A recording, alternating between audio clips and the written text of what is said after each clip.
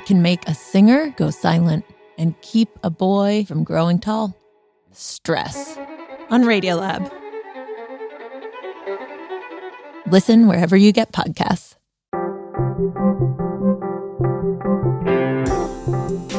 I'm Melissa Harris Perry, and this is The Takeaway.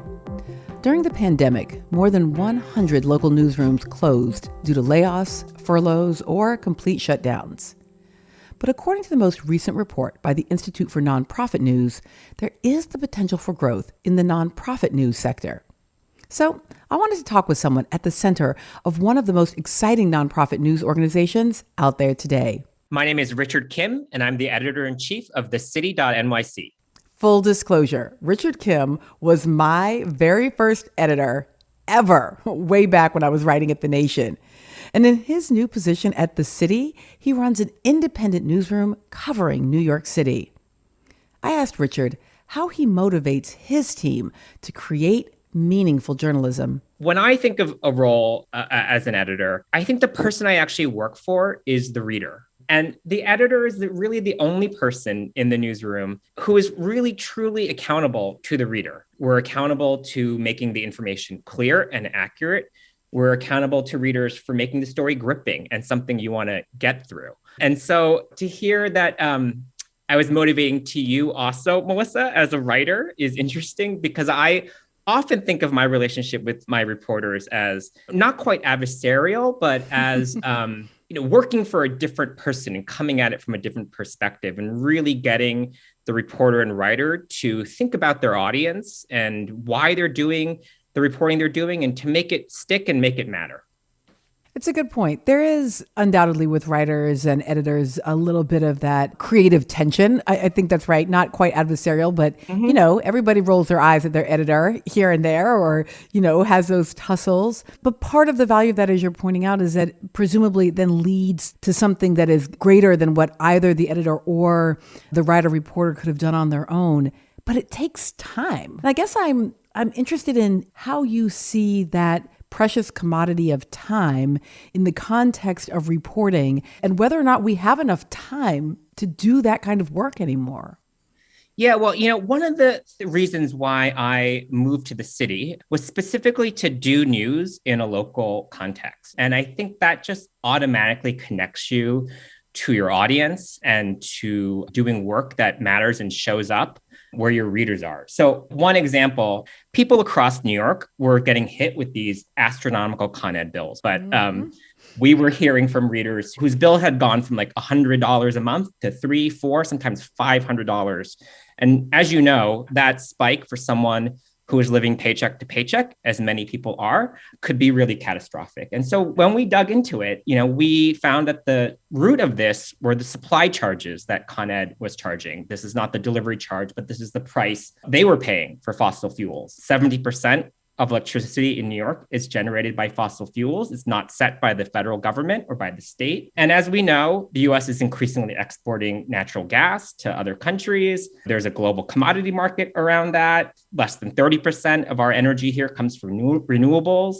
And then all of this was happening even before Russia launched its invasion of Ukraine, which, as we know, has set oil prices soaring. So one of the things that was fascinating to me about covering that story is that, this is a story that's about federal energy policy. It's a story about global commodity markets. It's a story about geopolitical conflict now. It's a story about literally the largest force changing our world today, which is climate change. But where do these forces show up for everyday New Yorkers? That's in your bill. So that, to me, really was a demonstration of the power of local reporting. It can explain how the biggest forces in the world are impacting your life as you live it, in your bills, in your quality of life, in your neighborhood and built environment. And so, for me, making the move to local has really connected me, with the forces that shape the world as we experience them. And that's something that my whole newsroom feels very, very strongly about. And it's just been a kind of pleasure to edit in that environment. I wonder, though, even as you're describing this, if the local versus national or local versus big story, right? Even your point about Ukraine, right? In certain ways, they're all local stories and all national. So as you were making this point about the rising utility bills, I was raising my hand, but FYI, I live in North Carolina, right? So I nonetheless, though, have recently experienced something similar. And I guess I'm wondering if there's a power to telling the specific story as a way of telling the more universal. Absolutely, right. And that's the frame that we are trying to put on it, right? Like these huge forces are happening, but this is how it impacts your life. But in that telling, there is an understanding that we hope to achieve about these global and national forces, and then what people can do about it. And, the other thing I kept thinking about, as I made this move from national news to local news is the way increasingly local news in the mainstream media has been picked up and put in a very polarized cable news framework. And, the example I'm thinking of is recently San Francisco recalled 3 school board members, right? And this was a story that was just immediately set in a hyper polarized national context. London Breed, the mayor, had to go on Meet the Press and sort of apologize for how politicized the school board had become. Fox News called it a repudiation of wokeness. Pundits blamed it on the squad, which last time I checked were members of Congress, not people on the San Francisco school board. Everyone was predicting it was a bloodbath for Democrats in the midterms. But where was the actual coverage of how this is going to impact kids in San Francisco, parents in San Francisco?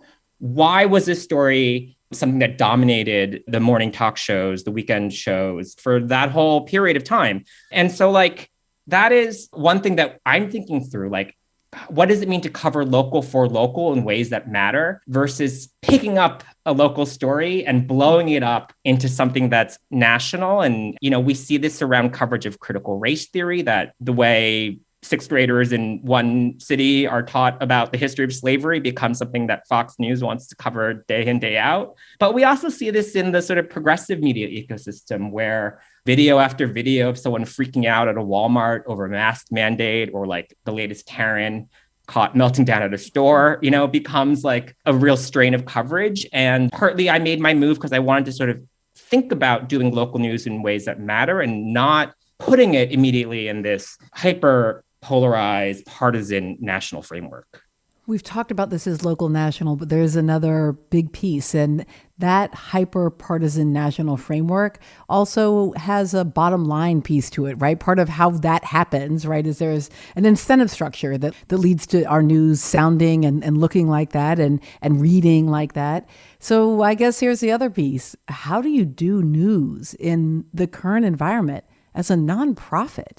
We're really lucky at the city to be a nonprofit newsroom. We have generous funding from foundations and individuals, and we have a growing membership base. So we have thousands of New Yorkers who are paying us $5 a month, $10 a month to sustain us and support our journalism. And they consistently write in things like, "Thank you, you're a lifeline. I couldn't understand my city or my borough without you." And, so that's a real privilege. And when you look at the other side, for-profit media and the way it covers local, I think you see some real gaps and some deficiencies that have created an opening for something like the city and other nonprofit newsrooms like the Texas Tribune or the Baltimore Banner or, what have you, to really fill a need, which is that they're covering local. I mean, let's take the New York Times, for example, right? I think they're covering local for global, right, is one of their slogans. So it's writing stories that may have a local origin or local impact, but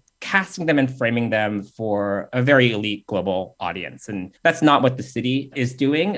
You saw the Wall Street Journal completely shutter their Greater New York section. The New York Post, which has a long history as a fighting tabloid here in New York City, I think has become increasingly partisan and focused on sort of outrage journalism. And so there is an incentive structure there for all these outlets that are actually, chasing clicks on the one hand or chasing subscriptions from people who have the means. And the city is in a very fortunate position because of its members and because of its donors to pursue the journalism that we think matters for New Yorkers. Richard Kim, Editor-in-chief of The City. Thank you so much for joining us. Thank you, Melissa. It's great to be here with you again.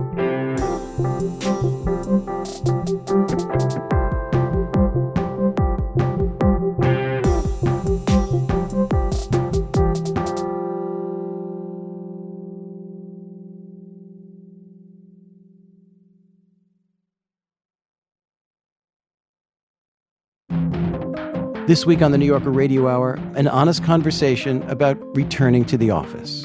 Forced communal lunches or the strongly suggested communal lunch. Open floor plan. Coming back to work is partially about surveillance and micromanagement, and people of color feel that in a different way. Everybody feels it, but people of color feel it in a different way. That's the New Yorker Radio Hour from WNYC Studios. Listen wherever you get your podcasts.